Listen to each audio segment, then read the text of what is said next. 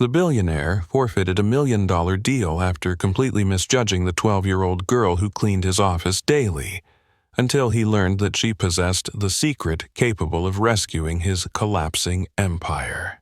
Mr. Davidson, I'm sorry to inform you that the Yamamoto Corporation has decided to withdraw from the $2.5 billion contract, announced Attorney James' voice, his tone slicing through the silence like a razor. Their official explanation cites cultural and ethical incompatibilities. William Davidson, a 53-year-old man who had spent a quarter-century constructing the West Coast's largest technology empire, felt his entire world disintegrating around him. 25 years of relentless effort were slipping away in mere weeks. The agreement with the Japanese was more than just a financial transaction. It symbolized his company's long-awaited entry into the Asian market. Ethical incompatibilities? William echoed, his disbelief clear. James, I met every one of their conditions, every session, every presentation, every single detail was flawless. The lawyer nervously adjusted his glasses. William, you must understand. Japanese business culture deeply values harmony and mutual respect. Certain incidents during the discussions may have left a negative impression. William's brow furrowed. What incidents? He was certain he had behaved impeccably in every meeting, or so he thought. Yet, within the past week alone, 3 other major clients, Harrison Industries, Melbourne Corp., and even the small Chen Brothers family company, had all withdrawn their deals, each citing the same ambiguous phrase, value incompatibilities. It was beginning to feel like an invisible plot was forming against him. As James continued outlining the legal consequences of the termination, William's mind wandered. Through the tall glass windows of his 40th floor office, the city stretched endlessly below him, a vast sea of opportunities now drifting out of reach. Out of the corner of his eye, a faint motion caught his attention. Grace Thompson, a black woman in her 40s who had been maintaining his office for over 5 years, was quietly tidying up, emptying bins and straightening papers on the coffee table. As always, she blended seamlessly into the background, exactly how William preferred his cleaning staff to be. Beside her, a small girl sat on the carpet, leaning against the wall with a thick book open in her lap. Isabella, Grace's daughter, often accompanied her mother after school when no one else could watch her. William had tolerated the child's presence, so long as she stayed quiet and didn't interrupt his work. What slightly annoyed him, however, was that the girl constantly buried herself in books far too advanced for someone her age. Today, she was engrossed in a text about international diplomatic etiquette. A 12-year-old reading about diplomacy, probably just pretending to comprehend, he thought, perhaps to impress an adult. William? James's voice sliced through his thoughts again, bringing him back to the grim present. We need to determine a strategy for the coming months. After these losses, it might be wise to consider mergers or selling off divisions. William's stomach twisted. Sell pieces of the company he had built with his own hands? Unthinkable. Yet, as his gaze drifted back toward Isabella, who was calmly turning another page of her heavy book, something about the composed focus in her eyes drew him in. There was a strange kind of wisdom there, the steady calm of someone who had already weathered storms and uncovered truths that most adults could never grasp. For just an instant, William wondered if perhaps, right in front of him, he was overlooking something crucial. The thought that a 12-year-old child might possess answers he himself did not seem far too ridiculous for William to even consider seriously. As Grace wrapped up her cleaning routine and prepared to leave with Isabella, William's gaze remained fixed on the girl. There was a strange depth in her eyes, a glimmer of understanding that suggested wisdom far beyond her years, as if she carried secrets too powerful to be revealed until the moment was right. If you're enjoying this story about how pride can blind even the most accomplished, Don't forget to subscribe to the channel, because what William was about to learn from that seemingly ordinary child would transform not only his business, but also his entire view of respect, intelligence, and where true solutions are often found. In the following days, William Davidson's circumstances deteriorated with the unstoppable force of an avalanche. The Mitchell Corporation, a loyal partner for 15 years, sent him a short and cold email terminating their collaboration. The justification was eerily familiar. After careful consideration, we have determined that our corporate values no longer align with the practices of Davidson Industries. William read the message over and over, 10 times at least, trying to understand what inappropriate practices could possibly mean. He ran one of the most reputable and ethical companies in the country, with walls covered in certificates for international social and environmental responsibility. "It's a conspiracy," he muttered to himself, pacing restlessly around the room. "Someone is spreading lies about us." His assistant, Patricia, entered quietly, holding a pile of letters. "Mr. Davidson," she said softly, "3 more contracts have been canceled. The German Hoffman Group, the Swedes from Nordic Solutions, and," she hesitated, "the Chen family has withdrawn from the new shopping mall project." William felt his blood begin to boil. The Chen family, immigrants he had personally helped establish their business in the United States a decade ago. After everything he had done for them, was this how they repaid him? "Patricia," he ordered firmly, "set up meetings with all of these clients. I'll speak to them myself and put an end to this nonsense once and for all." Patricia shook her head regretfully. "Sir, I tried. They all declined. They said their decisions are final." It felt as though the entire world had turned against him. In 25 years of business, William had earned his reputation through sheer ability and consistent success. Now, for the first time in his career, he was tasting the bitter flavor of collective rejection. That same afternoon, while Grace and Isabella went about their usual cleaning duties, William struggled to focus on the financial reports spread across his desk. His eyes kept wandering to the little girl again. She was now reading a book on cultural psychology and international communication. What kind of child reads things like that? He thought irritably. She probably doesn't even grasp half of what's written. As if sensing his intense stare, Isabella lifted her head from the book. "Mr. Davidson," she said in a clear, composed, and surprisingly adult voice, "may I ask you a question?" William blinked in surprise. In 5 years, the girl had never spoken to him directly. "What is it?" he asked. "Have you met with anyone from Japan recently?" The question caught him completely off guard. How could a 12-year-old possibly know about his negotiations with the Japanese? "Why do you ask?" he said cautiously. Isabella gently closed her book and answered, "It's just that my history teacher was explaining different cultures, and she mentioned that in Japan, people pay very close attention to how someone treats those they consider less important. It's like a kind of character test." Grace froze, looking at her daughter with a warning expression. "Isabella, don't trouble Mr. Davidson with your school topics." But despite his irritation, William found himself intrigued. "And what else did your teacher say?" he asked. Isabella hesitated briefly, then continued, "That they observe how polite you are to waiters, drivers, and cleaning staff." She paused meaningfully. "Because they believe that shows who you really are when no one important is watching." A chill crept down William's spine.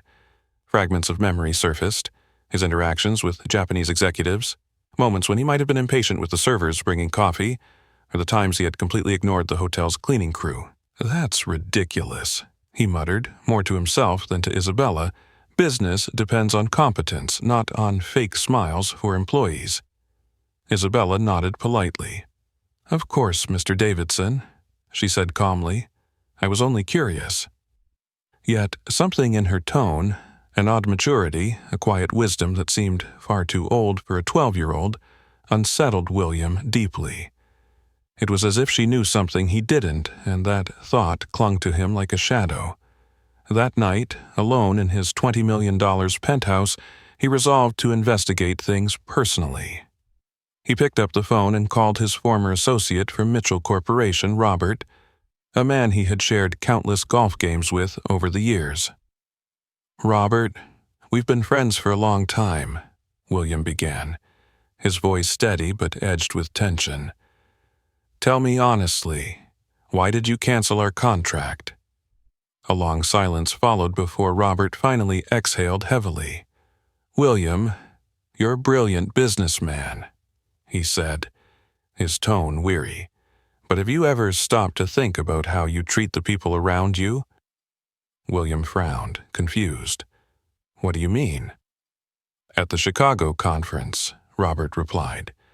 "You humiliated that young executive from your own team in front of 50 people just because he spilled coffee on his shirt. The poor kid nearly cried." William's brows furrowed. "He was careless. I simply pointed that out. You called him useless, incompetent, and said people like him should never hold positions of responsibility." Robert interrupted sharply. "And you said it in front of the Japanese clients, no less." The memory struck William like a physical blow. He remembered the moment vividly, yet at the time it had seemed like an entirely appropriate reaction. "Robert, this is business," he defended. "If someone can't handle straightforward criticism—" "It wasn't criticism, William," Robert cut in, his tone heavy with disappointment. "It was cruelty, and it wasn't the only time. Mr. Yamamoto himself mentioned how rudely you treated the hotel staff during your stay. He said it was disturbing to watch." When the call ended, William's hands trembled. For the first time in his life, he was being forced to face a truth he had long ignored. Maybe it wasn't some external plot working against him. Maybe the problem was him. The next morning, as he walked through his office halls, he began to see his own behavior with painful clarity. He noticed how he barely acknowledged the security guards, how he completely overlooked the cleaning staff, how he spoke to his assistant as though she were a disposable machine rather than a person. And each time his gaze fell on Isabella sitting silently in her usual corner. Absorbed in another one of her impossibly advanced books, that unsettling voice inside his head whispered, "That girl knew. She knew all along." But to admit that the daughter of his cleaning lady, a mere 12-year-old, had seen what he, a Harvard-educated billionaire, had failed to grasp, that was unbearable, too humiliating to even consider. So, as always, William responded to the discomfort by retreating behind the fortress of arrogance he had spent his life building. He convinced himself that everyone else was wrong, not him. After all, who were they to judge him? He was a man who had built an empire from nothing. Others were merely pawns on the chessboard of his success. Yet at night, when the office lights were off and silence filled the penthouse, William sometimes found his eyes drawn to the empty corner where Isabella used to sit, and an uneasy question would echo endlessly in his mind. What else did she know that he was too blind to see? The downward spiral didn't stop. 6 more contracts were canceled within a single week, including the catastrophic loss of the Tesla partnership, a deal that had taken 3 long years to secure. William Davidson now felt like a man attending his own funeral. "We may have to consider large-scale layoffs," said Patricia, his assistant, her voice trembling. "We won't make payroll for the next 2 months." William nodded absent-mindedly, though his thoughts were far away. Ever since his conversation with Robert, a painful realization had taken root in his chest like an open wound. Perhaps it wasn't sabotage from outside forces at all. Perhaps the real problem was the reflection staring back at him in the mirror, the one he had ignored for decades. That afternoon, as Grace and Isabella quietly went about their usual cleaning, William made a decision that would have seemed impossible just a week before. He stood up, walked toward the girl who was calmly reading a book on intercultural communication and international business, and for the first time in his life, humbled himself enough to listen. "Isabella," William said, his voice softer than he had ever used when speaking to a child. "May I ask you something?" The girl lifted her gaze, her striking blue eyes seeming to pierce right through him, carrying a depth far beyond her years. "Of course, Mr. Davidson," she replied calmly. "How did you know about the Japanese? About the way they notice how we treat others?" Slowly, Isabella closed her book, her movements calm and deliberate. "My grandmother used to work in an international hotel," she began. "She always said that the most important guests were the ones who paid attention to how you treated people others thought didn't matter." Grace, who had been sorting papers nearby, froze and glanced anxiously at her daughter. "Isabella, we shouldn't trouble Mr. Davidson with this." "You're not bothering me," William interjected quickly, surprising even himself. "Please, go on." Isabella looked to her mother for silent approval before continuing. "Grandma used to tell me there are two kinds of powerful people in this world. Those who use their power to build walls, and those who use it to build bridges. The Japanese, the Germans, even many Americans nowadays, prefer to work with the bridge builders." Her words struck William like a blow to the chest. "And I'm a wall builder," he muttered bitterly. "You were," Isabella corrected softly, "but walls can be torn down, and bridges can be built. The real question is, do you want to learn how?" Grace gasped, scandalized. "Isabella, you mustn't speak to him like that." But before she could say more, William lifted his hand. "No, she can," he said, feeling something foreign rising in his chest, humility. "In fact, I think she should." Lowering himself to her eye level, he asked quietly, "What would you do if you were in my place?" Isabella studied him for a moment, her expression thoughtful and serious. "First," she said slowly, "I would stop trying to fix the situation. I'd start by fixing the people you've hurt." "And how would I do that?" William asked, his voice unsteady. "Grandma always said that an apology isn't about explaining what you did wrong," Isabella answered. "It's about showing that you understand how your actions made the other person feel." She opened her book to a page marked with a folded corner. "Here," she said, pointing to a line of text. "It says that in Japan, when someone gives a sincere apology, they use a word called dehesa. It means to bow completely, acknowledging that you've caused real pain." William felt his throat tighten. "But what if it's too late? What if no one believes I've changed?" Isabella met his eyes with calm certainty. "Then you don't do it for them," she said, her voice carrying an almost ancient wisdom. "You do it for yourself, so you can look in the mirror again." That night, William did something he hadn't done in many years. He sat down at his computer and personally typed an email, not to a client or investor, but to Marcus Chun, the young executive he had humiliated at the Chicago conference.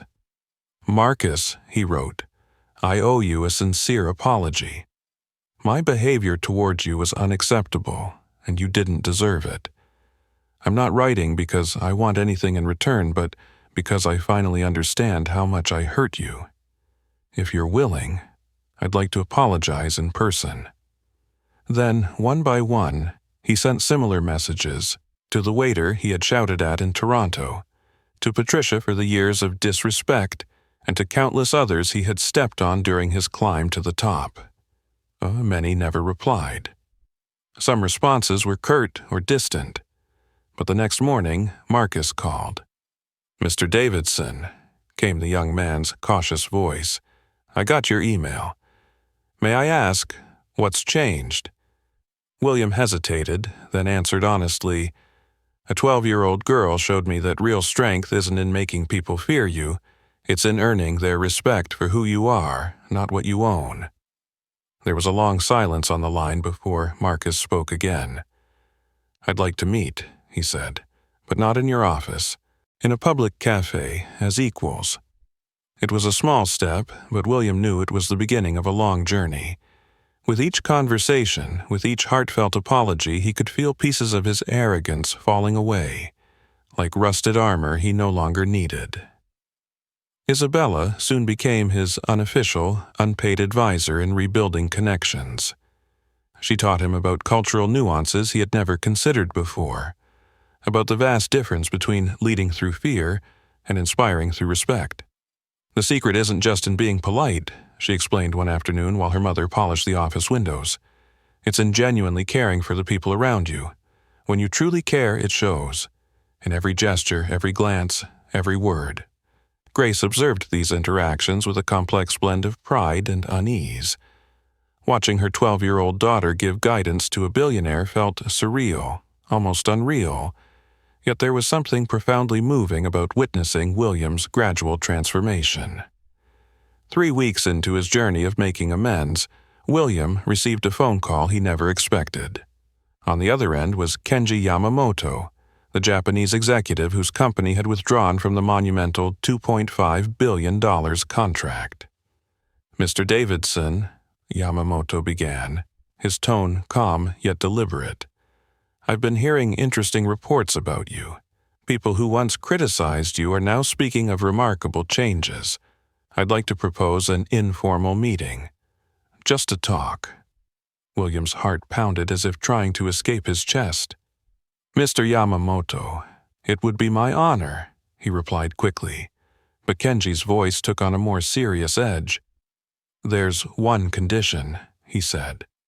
"I want to meet the person who inspired this transformation. I've been told it's a child. That fascinates me deeply." William turned his head toward the far corner of the room, where Isabella sat quietly reading a thick volume on 21st-century business ethics. As though she had sensed his gaze, she lifted her head and gave him a knowing smile. A smile radiating more insight and depth than any MBA program he had ever attended. "I can arrange that," he said softly, his voice trembling with an emotion he could barely define. Was it hope? Gratitude? Or perhaps that strange, almost frightening, yet beautiful feeling of becoming a better human being? For the first time in months, William Davidson wasn't just enduring the storm. He was learning to dance within it, guided by the wisdom of a 12-year-old girl who carried truths more valuable than any corporate formula he had ever mastered. Yet, neither of them could have imagined that the real test was still ahead. The meeting with Yamamoto would become far more than a chance at redemption. It would mark the moment when Isabella would unveil the greatest lesson her grandmother had ever taught her, one that would not only reshape William's life, but also redefine the very meaning of business success for everyone who witnessed it. The meeting took place at Sakura, an elegant Japanese restaurant chosen personally by Kenji Yamamoto as neutral ground. William arrived 15 minutes early, accompanied by Isabella and Grace, who had insisted, gently but firmly, on joining her daughter. "Remember," Isabella whispered before they entered, "in Japan, respect is never for show. It must come from the heart. He will be watching for that."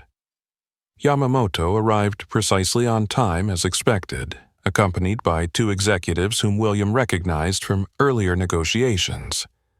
But to his utter astonishment, trailing right behind them was Robert from Mitchell Corporation, followed by Marcus Chun and, to William's complete shock, the entire Chen family.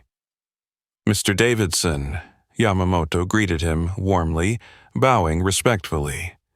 "Thank you for agreeing to this meeting, and this must be the young lady who has made such an impression." Isabella returned the bow flawlessly, her voice clear and respectful as she spoke in the basic Japanese she had been practicing over the last several days. "Hajime mashite, Yamamoto-san. Yoroshiku onegai shimasu."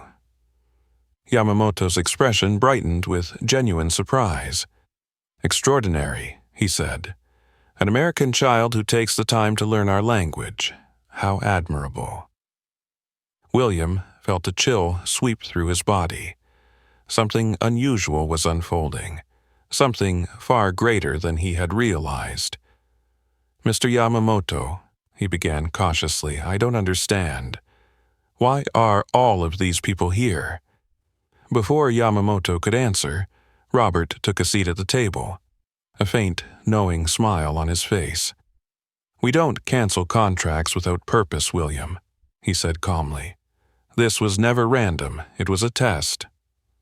Marcus Jun leaned forward, his expression serious but not unkind. "After you humiliated me in front of everyone, I didn't just want an apology, I wanted to know if you were capable of real change. So I reached out to others who had similar experiences with you." Mr. Chen, the patriarch of the Chen family, continued the explanation.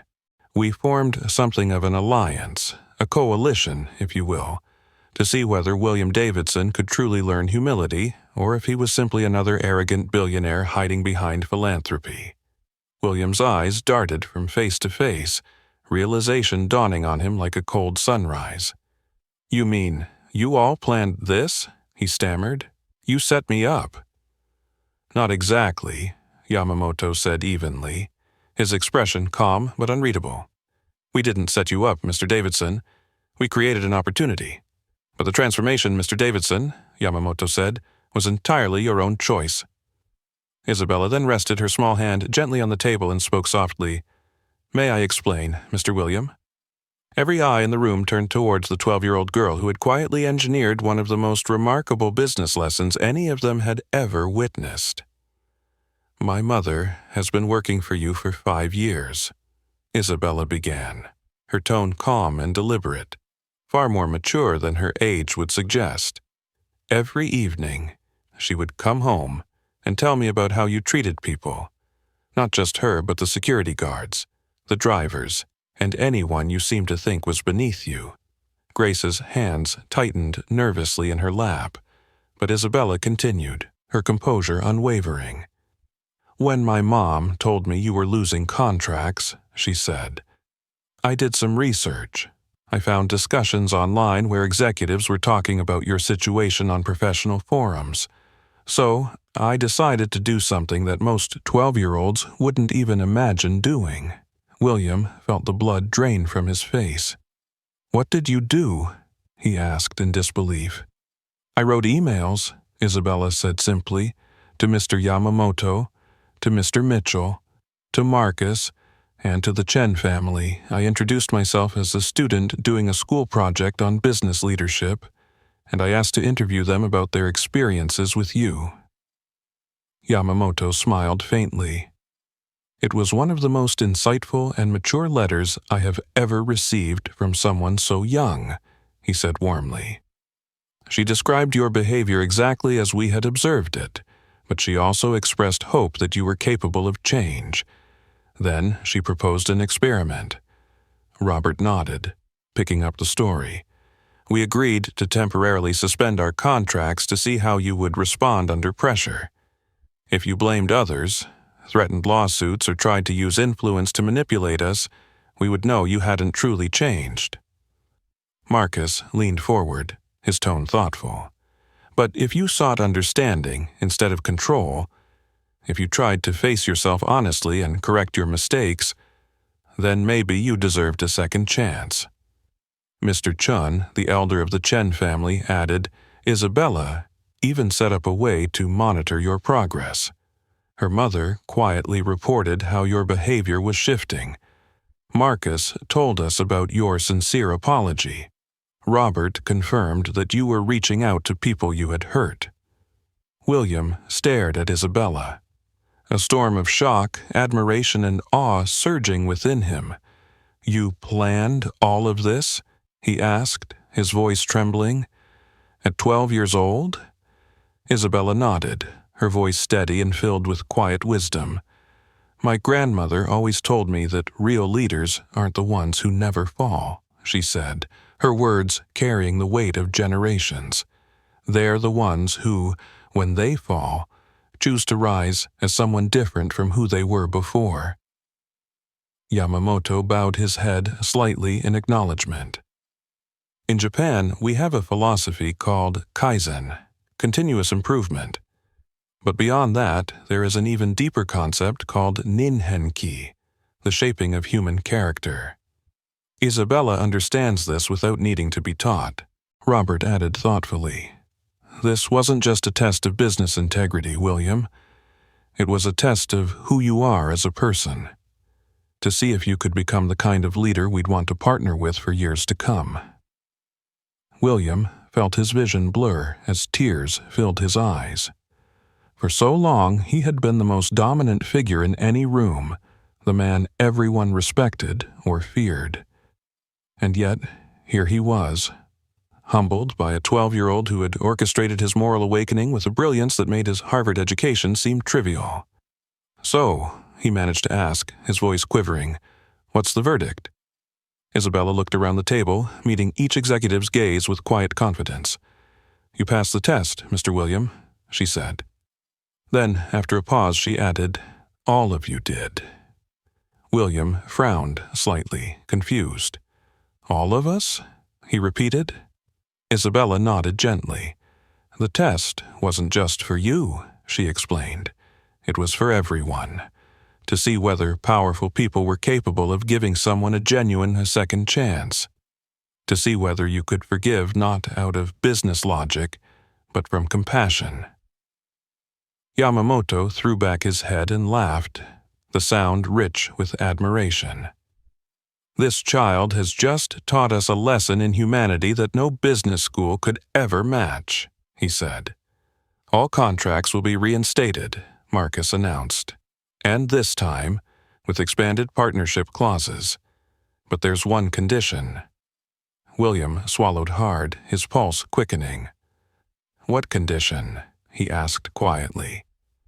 Isabella smiled, a serene, knowing smile that seemed to hold the wisdom of generations before her. And, in that moment, William finally understood what true leadership looked like. "Isabella will become the official organizational culture consultant for all of our companies," Yamamoto announced with a proud smile. "And, of course, her salary will match the magnitude of her contribution." Grace gasped, bringing her trembling hands to her mouth in disbelief. William turned to the girl who had not only restored his empire but had also redeemed his soul. "Do you accept the position?" he asked, extending his hand to her with genuine respect. "I accept," Isabella replied, grasping his hand with the composure of someone who understood perfectly the worth of what she brought to the table. "But remember," she added with a serene smile, "true leadership always begins with one question: how can I serve? Not, how can I be served?" Around the table, some of the world's most powerful executives and billionaires rose to their feet, applauding the 12-year-old prodigy who had just rewritten the very foundations of corporate leadership. Yet none of them knew that Isabella still had one final lesson to share, one that would permanently change the way William perceived not just business, but the deeper essence of wealth, purpose, and humanity itself. 6 months later, Davidson Industries had not only recovered every lost contract, but had become the most respected and socially admired technology firm on the West Coast. William Davidson sat in his beautifully redesigned office, his gaze occasionally drifting toward the golden plaque that gleamed proudly on the wall. Department of Organizational Culture, Isabella Thompson, Executive Director. The young girl, now 13, led meetings with international CEOs, teaching them the same philosophy that had once saved William's empire: to lead through service rather than authority. "Mr. Davidson," Isabella said, entering his office with her usual confident grace, carrying a thick folder in her hands. "Here's your monthly report. Employee satisfaction has reached 97%. We are now officially ranked as the best company to work for in America." William smiled warmly at her, admiration and gratitude shining in his eyes. The girl before him had not only transformed his business but had fundamentally reshaped his soul. "And you, Isabella," he asked gently, "are you happy with your new life?" Isabella laughed, her laughter pure and melodic, a sound that had become part of the everyday rhythm of Davidson Industries. "Grandma always said that real happiness comes from using our talents to lift others up," she replied. "So, yes, I'm exactly where I'm meant to be." At that moment, Grace Thompson, now proudly serving as the company's Director of Human Resources, entered the room, holding a sleek envelope. "Isabella," she said with a beaming smile, "a proposal just arrived from Harvard University. They want to create a leadership program based on your methods." At 13, Isabella Thompson had become the youngest and most sought-after organizational consultant in the entire country. Prestigious universities competed to host her lectures, and global corporations paid enormous sums for her consulting services.